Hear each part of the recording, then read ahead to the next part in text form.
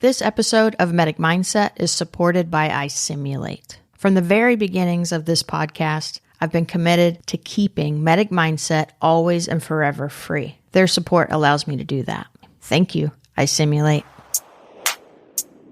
I think that those moments are incredibly meaningful. And the thing you have to expect that happens next is that that person is going to collapse, right? And I have no expectations for them and how they're going to interact. And my entire role is to just be there. And that collapse, that wail, that silence, it may be of variable amount of time.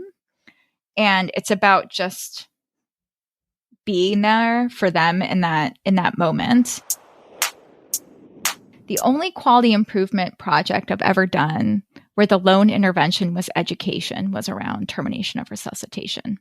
And that's when I came on as a medical director at an agency, and I looked at their rate of transports for patients who met criteria for termination of resuscitation in the field. I realized that there was a knowledge gap of not only what the expectation was, but a comfort in performing this as a procedure. And so that's what we did our training on. And we went from like 90% transports to less than 5%. Human beings, I think, desire meaningful moments. As ugly as death can be, I think there is beauty to be found in allowing people to say their goodbyes in a way that respects sort of the relationship and the love that is there. Welcome to Medic Mindset. I'm Ginger Locke. In this episode, we hear from Dr. Maya Dorsett. And longtime listeners know her well because she's the brain behind the Thinking Lift Assist episode. But if you're new to the show, I want to make sure I introduce her properly. She's an EMS medical director in Rochester, New York, board certified in emergency medicine and EMS. And of particular interest to me, she's a medical director for an initial education paramedic program. She's one of my favorite friends ever, a reader, a mom. And in this episode, she wants to teach us about communication with the loved ones of a patient who has died. What, in my opinion, has been wrongly named death notification, because it really isn't just notifying the family. This is a conversation that, choreographed well, can help with closure for both you and the family. And to do this, she frames that conversation as a procedure, one that has foundational principles, a procedure that needs to be practiced in simulation with feedback. She's the perfect coach on this topic because she has done it countless times as an ER doc. She's read the literature, she's taught others how to do this, and she believes that mastering this conversation can decrease burnout in providers. Here she is, Dr. Dorsett. This is the second episode where you've come up with the topic. I'm trusting you on it because the Lift Assist episode was such a hit. In fact, I think it may be my number one most listened to episode ever. Wow, I didn't know that. I think so. Definitely within the Thinking series. That episode, it's got a lot of quantity of listens, but I think it also was potentially system changing for some people who heard it and kind of redesigned how they dispatched to or built up some protocols that maybe weren't as robust as they needed to be to handle lift assist calls. So thank you. When we thought about the title, I know it's called the Thinking series, but that episode made me think maybe it should be called the Rethinking series.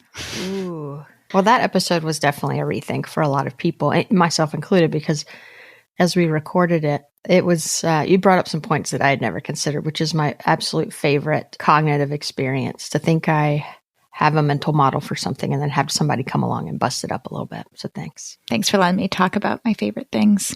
So death notification is one of your favorite things? I think favorite is sort of a weird terminology for it. I think it's one of the things that I value most my ability to do well. Does that make sense? You feel confident with it? I don't know if I always feel confident, and I think I still have room for improvement there, but in terms of what we actually do, in terms of clinical practice, I think it's something that I have found tremendous value in people being able to do well some of my most meaningful moments as a clinician have come in situations of things like death notification. What's sort of strange is I've rarely received thank yous for good outcomes. The people who have good outcomes don't really sort of remember the emergency department or EMS. That's pretty rare. But families remember how you deliver death notification or how you deliver bad news. When I've had patients contact me after the fact, patients or patients' families, it's always been in the delivery of bad news that they remember how that news was delivered, an appreciation for it being delivered with compassion. And so obviously in death notification, that's the patient's family. But I've had that for giving people other terrible diagnoses in the ED.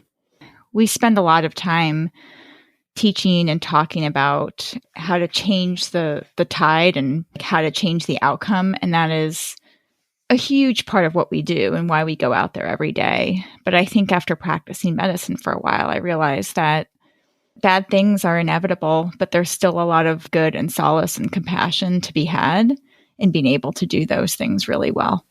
Yes. And I think we will definitely talk about the family's experience or loved ones' experiences.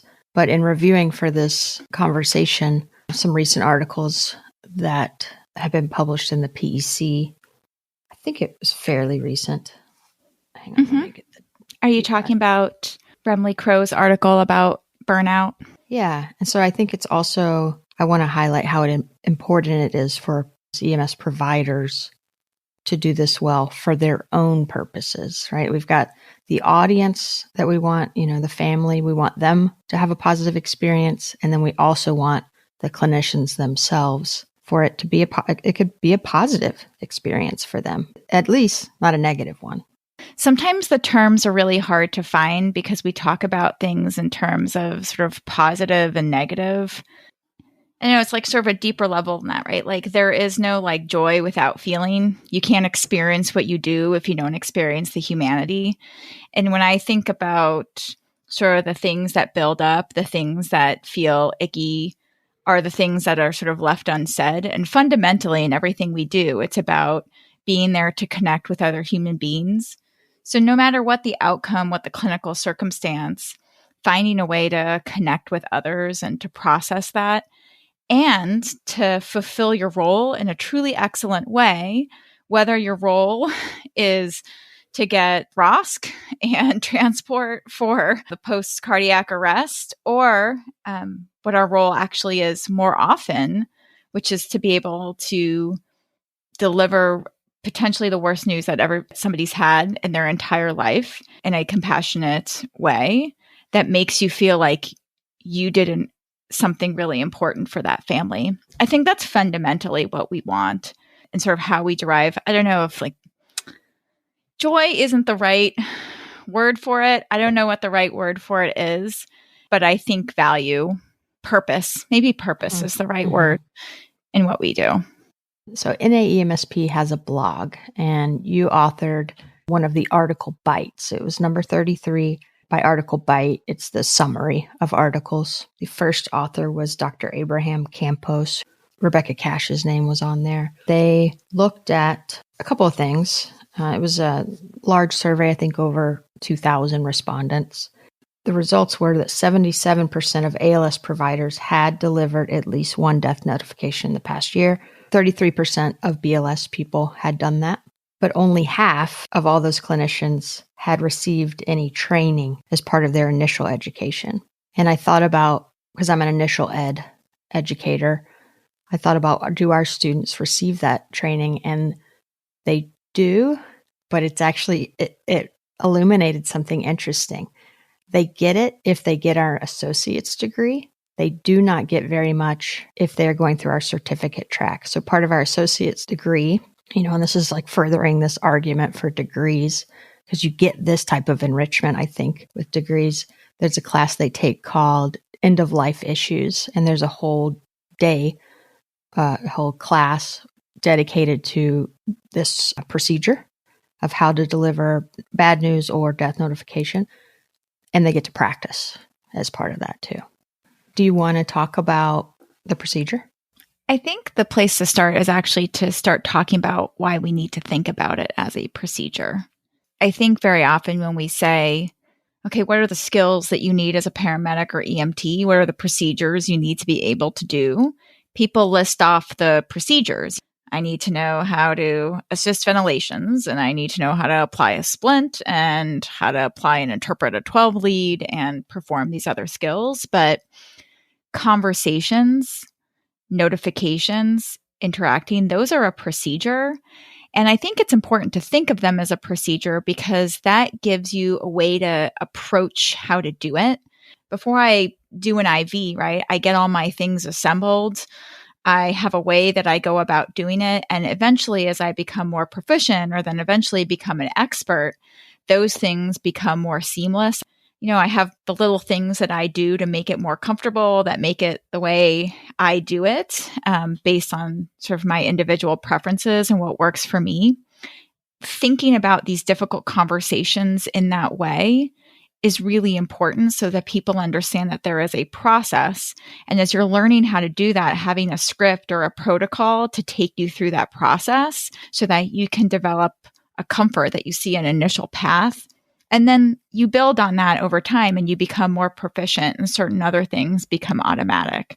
That's sort of the first shift, is that thinking difficult conversations are a procedure and they should be thought of as a procedure. And they're a procedure that we need to actually teach people in initial education. And it's something that we need to give people feedback on and value it just like we value sort of all the other things. Now that you think of it as a procedure, the question is sort of what are the steps and how do you go through it?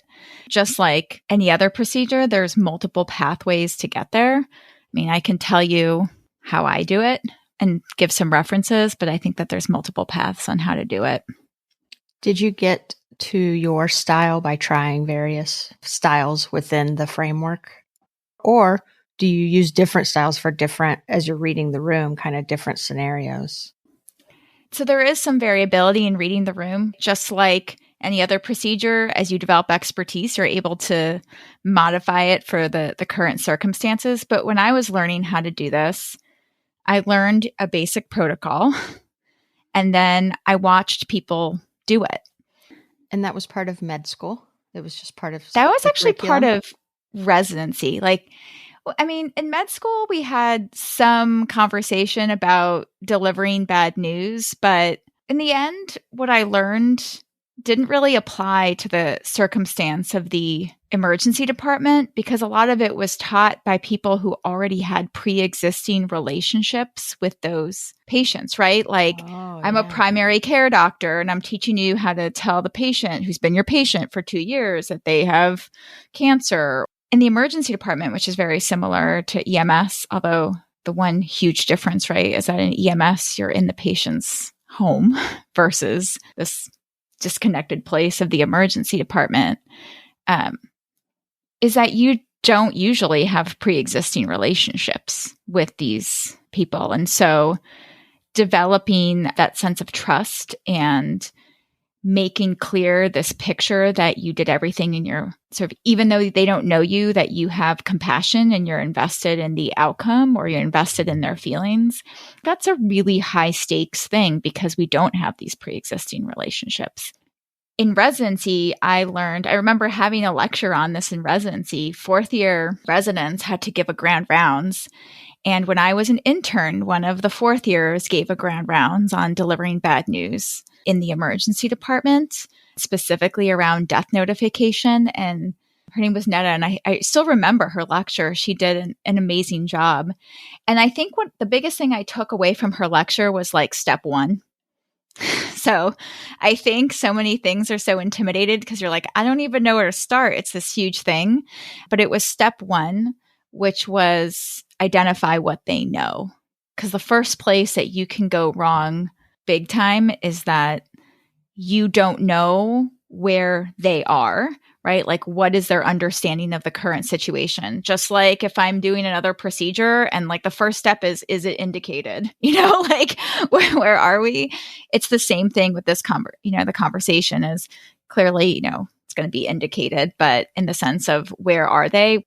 open up with understanding of what their understanding of what is happening to be able to meet people where they are. And then it was a matter of watching other people who did it really well, who seemed to have the right body language, who used sort of the right words, and you learn to see people's responses. And then as I got more and more senior in my training, then I had, the trials and failures, and it was examining when things went well, what I could have done differently.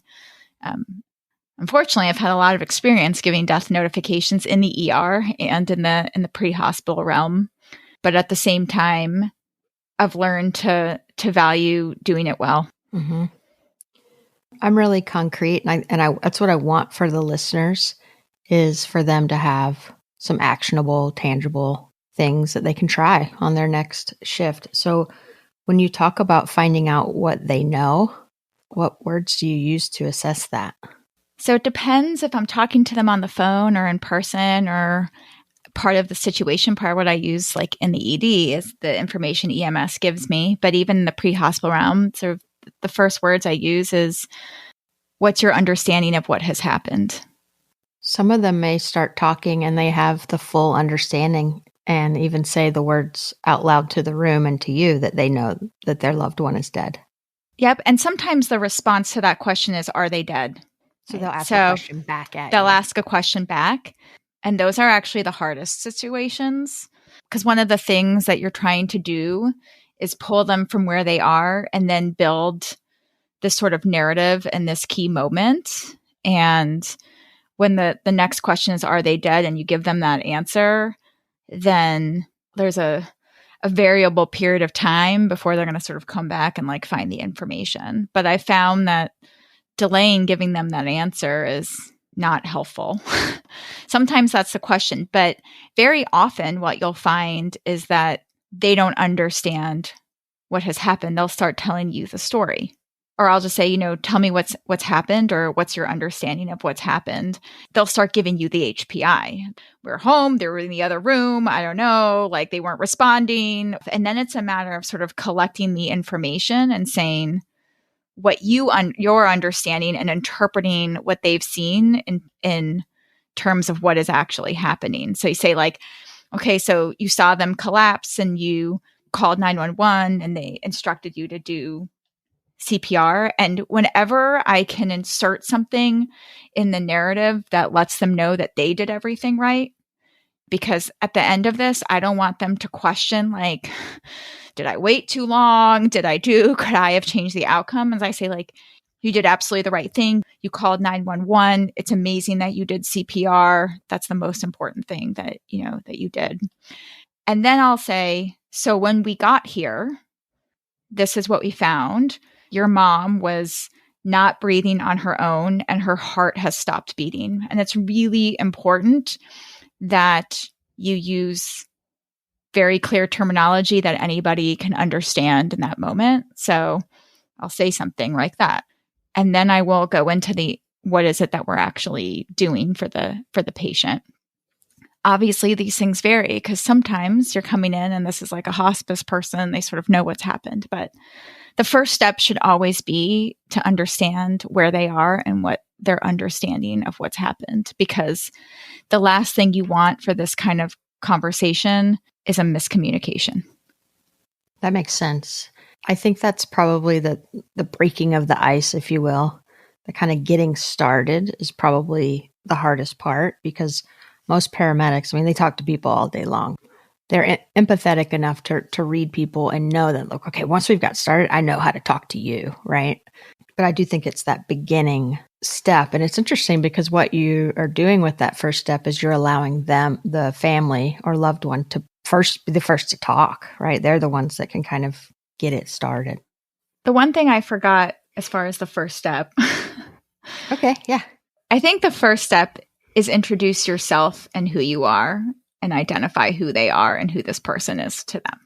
I'm Ginger. I'm paramedic with, and then you can start talking. And I like the idea of asking people, what's your relationship to the patient? Because that's just a good umbrella rule to never assume that is assume the relationship.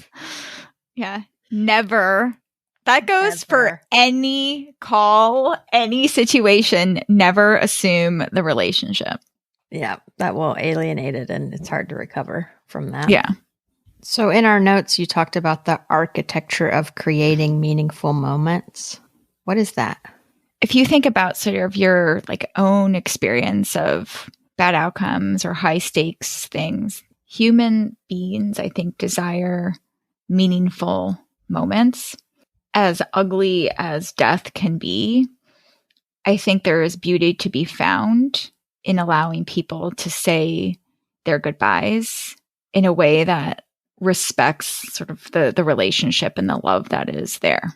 For me, that's what creates meaning in this. And thinking about how you orchestrate that as a moment, I think it's important for the families. I think it's important for the crews and the clinicians to recognize that this patient on the floor or in the bed or whatever is a human being, all the life that entails. And so I'm a huge proponent of family presence during resuscitation. There's a lot of data to support that. Some feel like it's a burden on EMS or the clinicians or anything to attend to that. And I think I've gotten more value out of having families present for this, that it is absolutely worth what it takes to be there. This allows sort of the creation of these sort of key moments around the time of death. You know, one of the privileges of EMS, you know, people say, you know, there's not many roles in this world where you get to be there when people are born and when people die, and you have this role to say sort of time of death. How do you create that so that it's not like a transactional thing, like a checklist, like the time of death? How do you create it so it's imbued with the meaning that it really does have? When we talk about family presence, one of the big things that people have a sense of is that they think a lot of families can't handle it.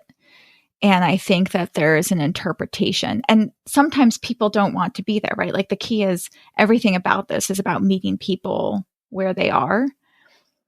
People mistake distress for people who cannot handle it. You know, I tell my students, like, if something happened to my parents, right, you think I can handle being present for a resuscitation? I would be like vomiting on the floor. I would be seemingly out of control, but I'm not out of control. What I need there is I need somebody assigned to me to like let me know what's going on, but being there to sort of know that everything possible was done, to sort of understand the efforts, and then to have the ability to say goodbye before the time of death is called is really key. It's all about the orchestration. You know, in cardiac arrest, we talk about the orchestration all the time, right? The team-based management around high performance CPR. But there is also a team-based management around families. And how do you interact with families and assigning somebody, which does not need to be like one of the things I emphasize. Everybody's like, well, you know, I'm just an EMT. I don't know all the medical, like all, you know, what drugs they give and whatever. Or I'm just, you know, like the fire captain on the scene. Like, I don't know those things. Like, I can't be assigned to the family. You know enough, and you're actually less likely to use terminology that the families don't understand. Like, you can totally be there for the family and explain what's happening. What happens when people think somebody's out of control? It's that things escalate when distress is not attended to. If I'm super distressed and I'm trying to figure out what's happening and nobody is attending to me and they're telling me to go into the other room, then the only thing that happens is my distress escalates. But if somebody attends to my distress, right, explains what is happening, what are the things that are being done, then that escalation does not happen. And grief and somebody being out of control are two very different things that I think require sort of experience to read. Offering families the ability to be there in a way where they have a team member assigned to sort of support them and explain what is happening, I think is incredibly important. And if they say, no, I don't want, I've had families say like, I can't be in here, then by all means, they should not be in there. But still, assigning somebody to be in the other room and give them updates is still a really important component of the team. I think that's a really important takeaway about the distress, that we sometimes confuse that with aggression or a threat to our safety or something, because someone is, yelling or grabbing. Maybe they're grabbing, if there's like a fire, like imagine this firefighter being there, kind of standing back, and they're kind of grabbing onto their shirt or their shoulders or something. It takes like some pretty nuanced understanding to know that that's not aggressive, that is clinging to strength or something like that. Have you had people kind of get physical like that with you, where they're like move towards you? Or has this ever come up where you're like, I feel unsafe right now? The situations where I've felt unsafe in the pre-hospital environment were not these particular situations. We're not around like death notification. I've definitely had those situations, Sure. But yeah. Specifically around death notification, I have had situations in the emergency department where families got very angry. And there was only once where I really felt that it was directed towards me. I think it's sort of checking my own response, because there are times, right, where people scream and throw themselves on the floor and sort of, come at you. And it's that same thing as saying, like, is this grief? For the most part, like, it hasn't been that I've only had to like fly out of the room backwards like once, but I've delivered this news to large, terrible news to large families, and people who are very angry at the news multiple times. I've definitely sort of been like shoved and stuff, but it wasn't like out of aggression. It was a lot of things happening in the room. And I can distinctly remember like the last time I had to give news where things really sort of escalated in the emergency department. Really it sort of like ended up with me on the floor with the patient's mother, just holding her. Right? She wasn't trying to hurt. She just needed to be held. And you always have to stay safe, clearly, but sometimes it's hard to say is like, what is our flight response responding to in that particular moment? And I can say that many times where my flight response has been like, whoa, for the most part, it's actually been grief, not aggression. In those particular situations, I think making sure that they know that you did everything possible, that you feel compassion towards them and their loved one is really key, because fundamentally they need to walk away from this moment having a sense of trust that you really did all those things. So I'm going back to that study about the only half of the clinicians reporting death notification training. What I don't think I kind of emphasized, and I want to now, is the link to burnout with that. We often think that it's our exposure to death or gruesome things that's resulting in burnout, when in reality, more and more we're finding out that burnout happens from many things. But one thing is when our resources don't match the demands. And so the demand of the job of a paramedic is to certainly do this procedure, but the resources, they've not had the foundational education to do that. So it looks like you made a video at the beginning of COVID or towards the beginning of COVID.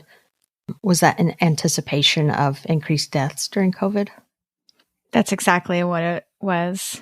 At that time that video was made, in New York City, they were seeing a record number of pre-hospital cardiac arrests, like 400 a day for FDNY alone. On a state level, we were having discussions about developing an evidence-based protocol around crisis standards of care for cardiac arrest. And so we were seeing record numbers, which turned out to happen everywhere, both from COVID and also people not seeking care because they did not want to get COVID in the hospital. And in addition, we had this anticipation that we might need to implement a protocol where we were not resuscitating people who met certain criteria in an evidence-based way, because At the time, there were so many unknowns and so many EMS providers were already getting sick that we were worried about what was the risk of EMS providers resuscitating a cardiac arrest for somebody who, for example, was like an unwitnessed asystole and had a, less than 2% chance of survival. And we were trying to do that in an evidence-based way. And so at the time, we were trying to anticipate, what are going to be the needs? How can we start having this conversation with EMS clinicians, knowing that there was not a lot of education on how to do termination of resuscitation.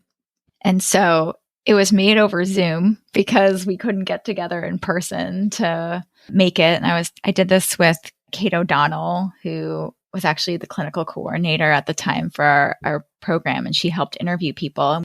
Our intention was to interview clinicians at all different levels of practice, from EMT to paramedic to physician, and sort of talk about all the different aspects of how do you have this conversation? How do they have this conversation? Why is it so important? And so, yeah, that's what we did. I sat in my lonely little room as my family lived someplace else. This was like April 2020, editing this video together.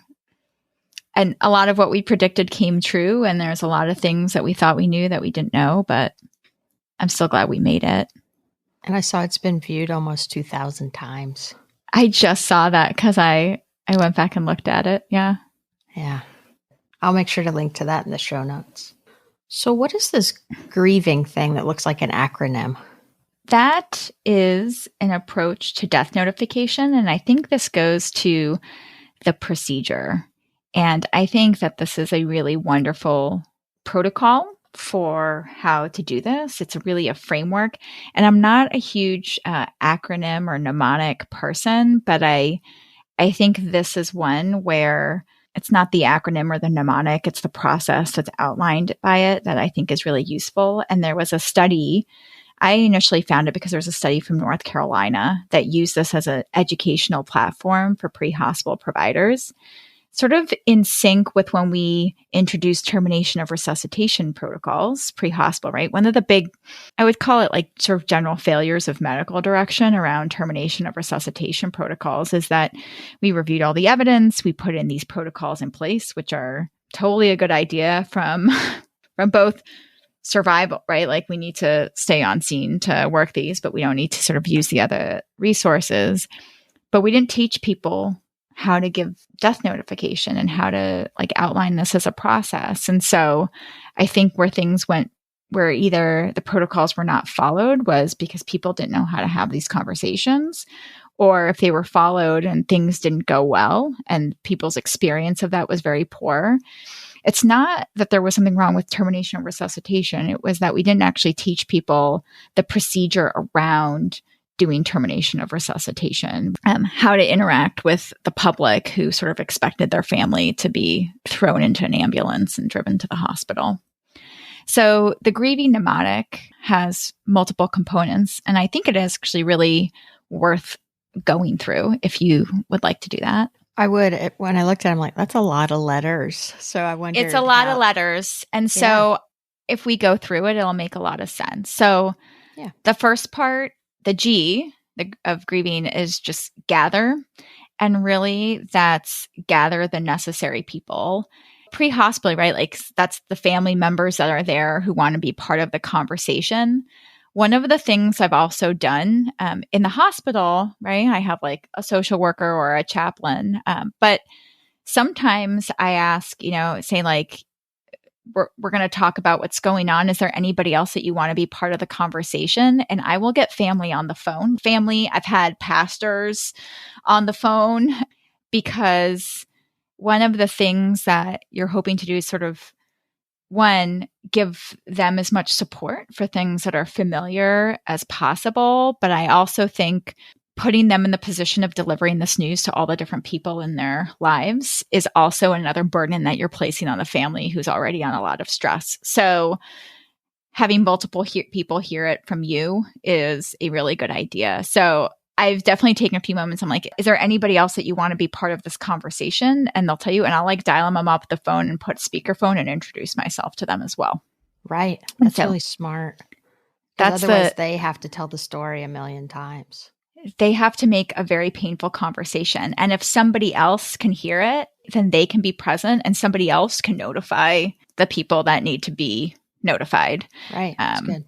And sometimes, like they want there to be a prayer or something. And I'm not a very religious person, but this is like times where like they want me to pray with them, I will pray with them. Having like a pastor or such, whoever it is that they need, I think is useful. So that's the G, it's the gather. The use of phones, I think really does improve this. So like waiting for people to get there, et cetera. Like, and if somebody's driving on the phone, I'm like, oh, I recommend that you like pull over and stop. I just want everybody to be safe. The other thing is resources. That includes things like a chaplain on the phone. On scene, I often use, very often there's a police presence.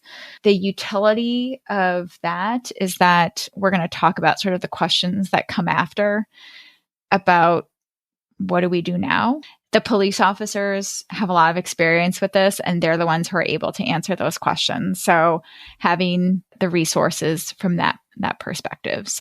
So we're at G and R. The I is identify, which is the identify yourself and identify who they are. Very often I actually sort of do this first. I think it makes more sense to do it first, but then it wouldn't fit in the grieving thing. But I say, like, I'm Maya, I'm one of the physicians who works with this EMS service. And then the key is identifying who they are, who this loved one is to them. And then the other part of the I is not just identify. I identify who I am sort of front, but then that's where you do the identify what they know. And sometimes, right, like multiple other people have arrived on scene, or there's people on the phone, right? Like very often they'll call and they'll say, the ambulance is here, a terrible thing has happened. The key thing is not to spend forever on this, but I just say like, what do you know about what's happened? Very simple. And then sometimes they really know what's happened, or you get the next question, are they dead? And then you sort of jump down the algorithm. But most often they'll just give you the story. And I use that as points to reinforce the good things that they have done along the way, because I don't want those questions left. And also get sometimes very important information. The E is educate. And that's where I like meet them where they are, right? They'll say, all I know is that my wife fell down in the bathroom and I went in there and she wouldn't respond to me and I called 911. I meet them where they are and I come back and educate about what has happened and what we are doing. And that this is really an opportunity to make it clear to them that the things that need to happen are happening. When we went to staying on scene to run resuscitation, right? One of the huge things that people were expecting is like, why aren't they going to the hospital? Like, why are you still here? And this also gave the opportunity to educate, even in real time, about what we were doing. So like the most common things, I'll be like, okay, when we got here, you did absolutely the right thing by calling 911. When we got here, she was not breathing on her own. Her heart was not beating. Because neither one of those things are happening, what we're trying to do is support her. Currently, somebody is breathing for her, and we are doing CPR, which is essentially trying to restart her heart. We're giving her medications. We're using electricity if needed to get her heart into a rhythm, right? So that they understand that like their heart is not beating, they are not breathing on their own, and it gives the opportunity. And if they say things like, why aren't you going to the hospital? Which I've heard less now than I did when we first released protocols. I'll say things like, and it's really important for us to get her heart restarted. We know that if we are unable to get her heart restarted where she is, to do really high quality CPR, that it is unlikely or is not going to be restarted, right? So you're already sort of firing the warning shot that like, if we are unsuccessful, this whole endeavor is going to be unsuccessful. Yeah, it's like setting expectations. Setting the expectations, right? And And some of these, right, like you respond, you read the situation, right? Like unwitnessed arrest in asystole. You're going to set the expectations. A witnessed arrest with bystander CPR and a shockable rhythm, the expectations are a little bit different. That patient might actually be transported for something like ECMO. So you're going to set the expectations very clear based on those signals. You know what the prognosis is based on data, right? Like this is someplace that we have tons of data to know what those pretest probabilities of something like a ROSC are, even with your best efforts. We're describing the grieving algorithm in the context of an ongoing resuscitation, right? Sometimes this is somebody arrives on scene and they're already dead, or you come and they are unresuscitatable completely, and they have lividity. So those steps are jump through, and what you're educating them on is that her heart wasn't beating, she wasn't breathing on her own. Based on our assessment, her heart stopped beating too long ago for us to change the outcome. And then the next component is verify. So in the context of an ongoing resuscitation, there can be a lot of time for education as you're updating them on what's going on, showing the clinical picture going one way or the other. This is where we're going to use, like the word death. So if they've already died, I always say, like, I'm sorry to give you the terrible news that your mom has died.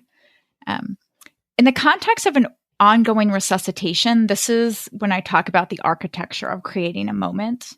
Because one of the things that I try and do is give them the opportunity to be part of the moment of the time of death. They're in the room or in the next room or whatever. And so I've set the expectation, right? They've gotten a few updates. And I've set the expectation as we've been doing CPR for 20 minutes.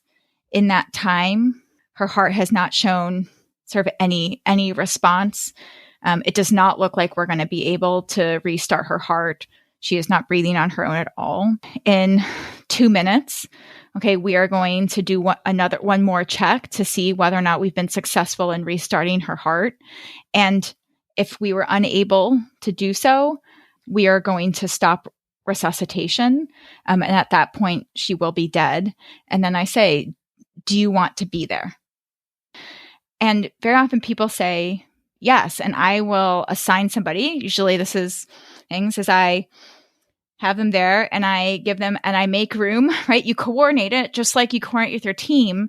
And I let them hold their hand and say things and do whatever and be part of that moment. And then you create this whole moment where you say, okay, everybody, just like you're going to summarize, like we've been doing CPR for 20 minutes. The rhythm has been PEA or asystole the entire time, right? It's like about this creating this professional moment. Thinks there's been, no response to this. It tells me like, we are going to do a pulse check in 15 seconds. I do the whole, I say like, Joe, will you pre-charge the monitor? Like Jane, I want you to be in charge of assessing for a pulse. And then you do things and then you pause and then it's whatever rhythm it is. And so it's asystole on the monitor. Jane says there is no pulse. And then I say, okay, time of death X, right? You create this moment where the family gets to be there and be part of it and understand everything that happened. They always say like, can they hear me? And I say like, I don't know what people can hear, but I know that this is not a time to let things be unsaid. And so bringing people there, and every once in a while, I've definitely had ones like orchestrate this whole moment and by golly, there is a pulse. And I'm like, holy shit. But, then you look like a hero, and then you're setting expectations about neuro intact survival. I think that those moments are incredibly, incredibly meaningful. And the thing you have to expect that happens next is that person is going to collapse. Right. And I have no expectations for them and how they're going to interact. And my entire role is to just be there. And that collapse, that wail, that silence, it may be of variable amount of time.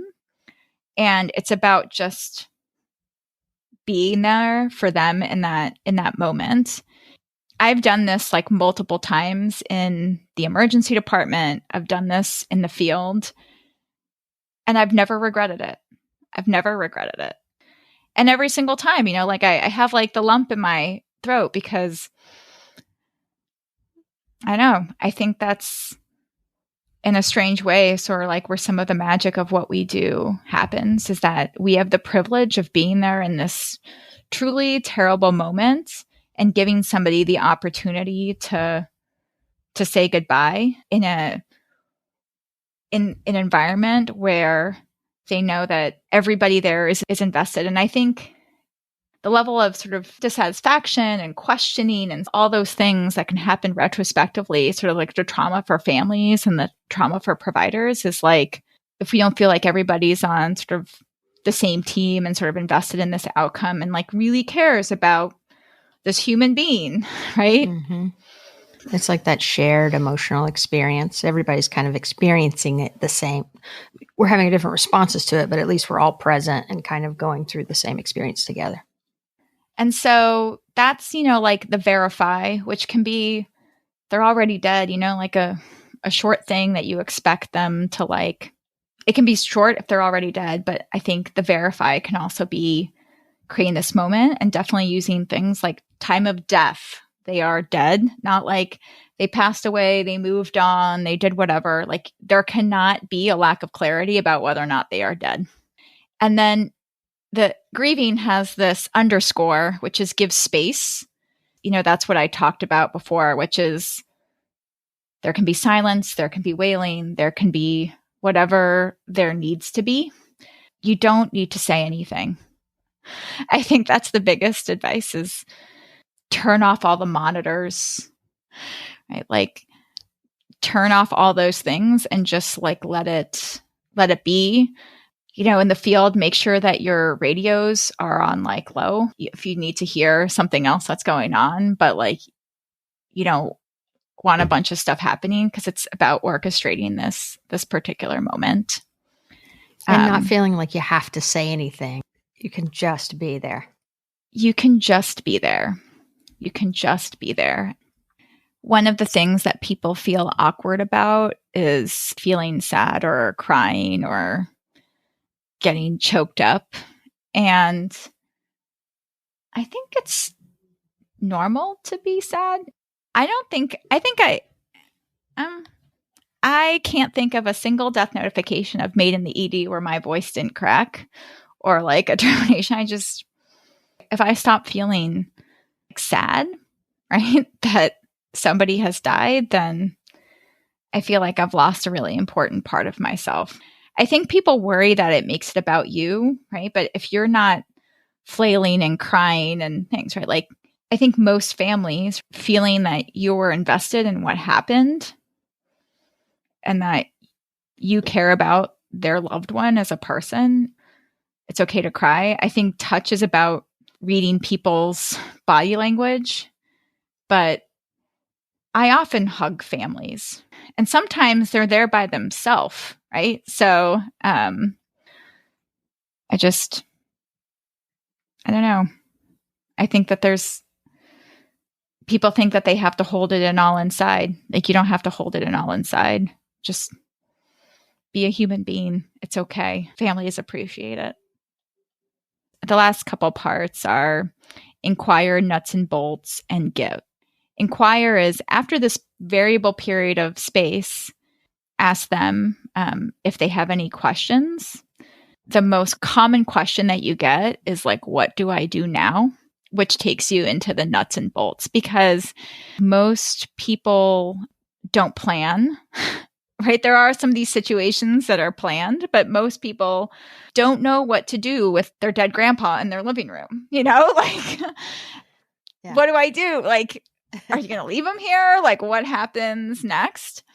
Sometimes, there's other questions. I would say like 95% of the time is this recognition. What do I do now? And that's where gathering those resources like the police early on. And the key thing is if you don't know, just say, I don't know, but I'm going to get the police officer to come over and talk to you and they'll help you figure those things out about what sort of the next step is.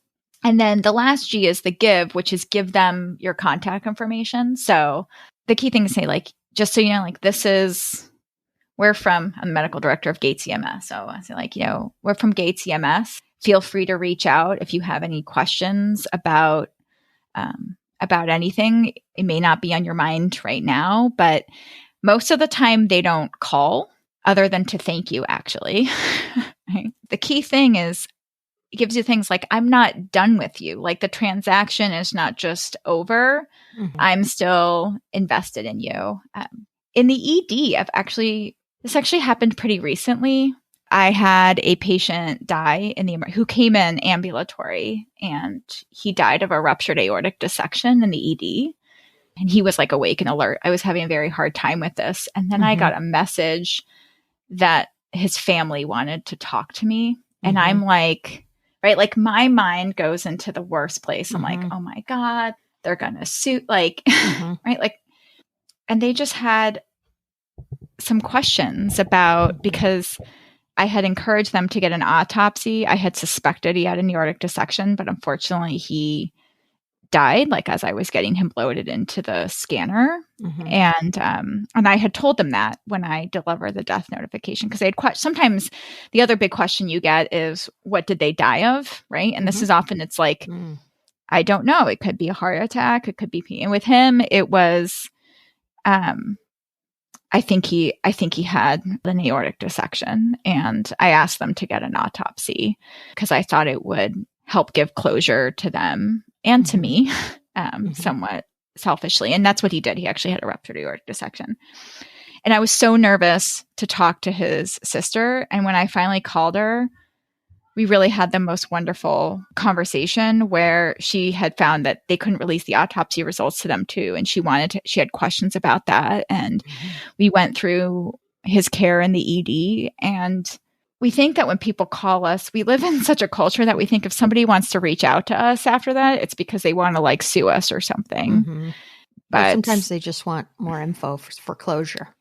They just want closure. And for me, that case had happened like 2 weeks before. And I still think, my paranoia about aortic dissection is still high. Hold on. My kids are restarting video games. It's okay. They can go for it. Do you hear yelling at his brothers? Yeah, but it's kind of charming and good. He is definitely charming. It's fine. It's not going to bother me. I'll let you know.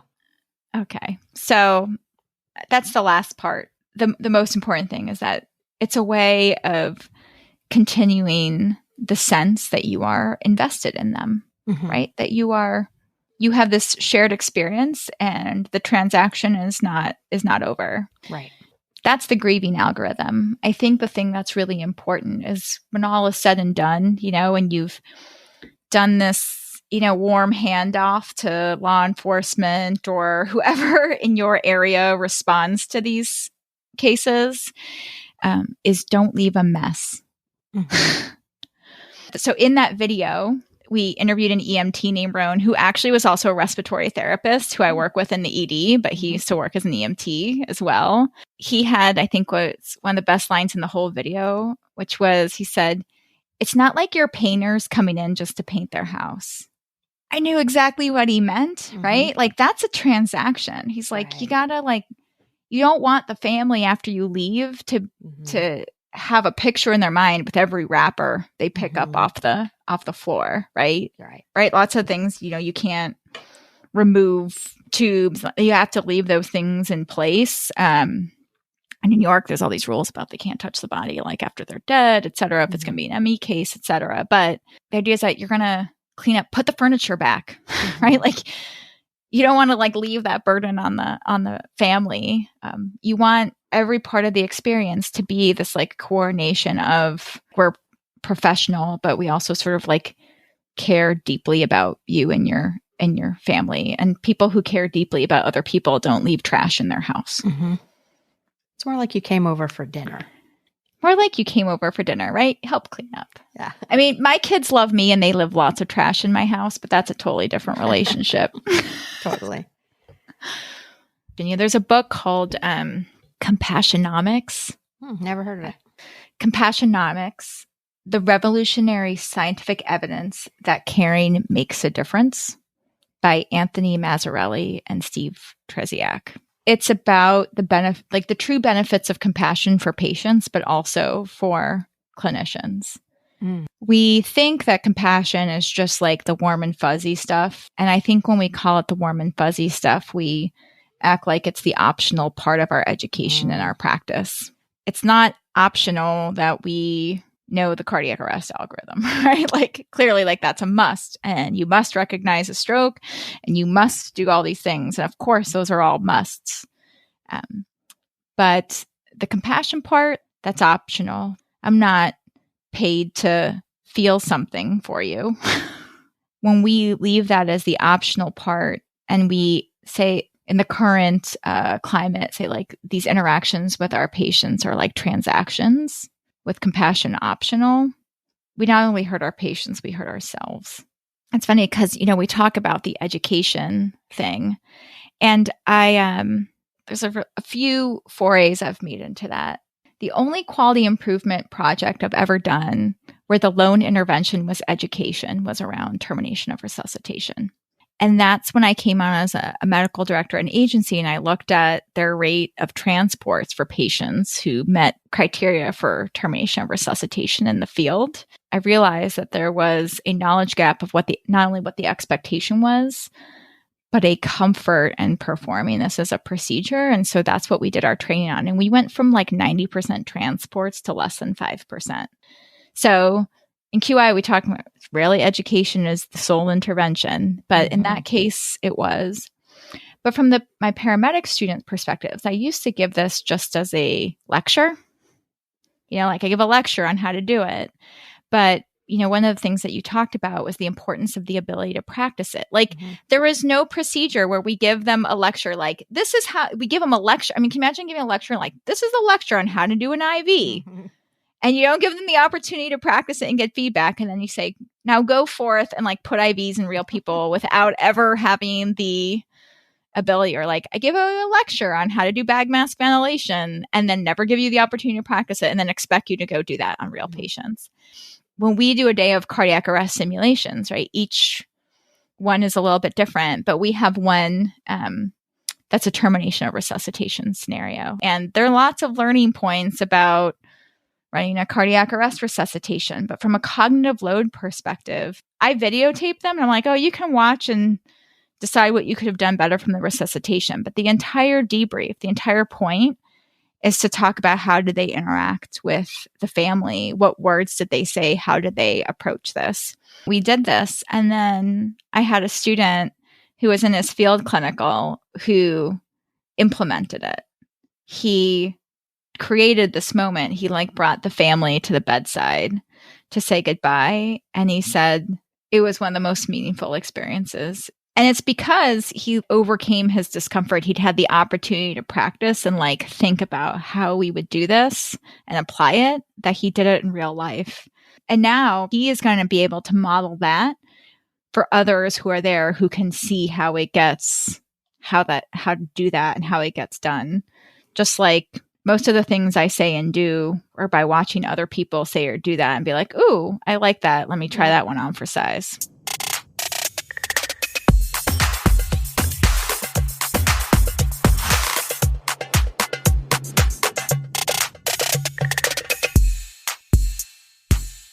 For years, I've encouraged paramedics to get degrees. But when I carefully listened to the stories of paramedics, I realized there are challenges that have to be addressed. Things like 24/48s, childcare, mortgages. I'm pleased to share that I have an answer that matches what I know about the working paramedic who tells me they are ready to pursue a degree. Eastern Kentucky University offers a bachelor's in emergency medical care that is 100% online and allows college credit for existing state or national registry certifications. EKU is a nationally known program, and I trust them to take good care of Medic Mindset listeners who want to start their journey toward a degree. You can go to the show notes for this episode for a link, or simply use go.eku.edu/medic to get started.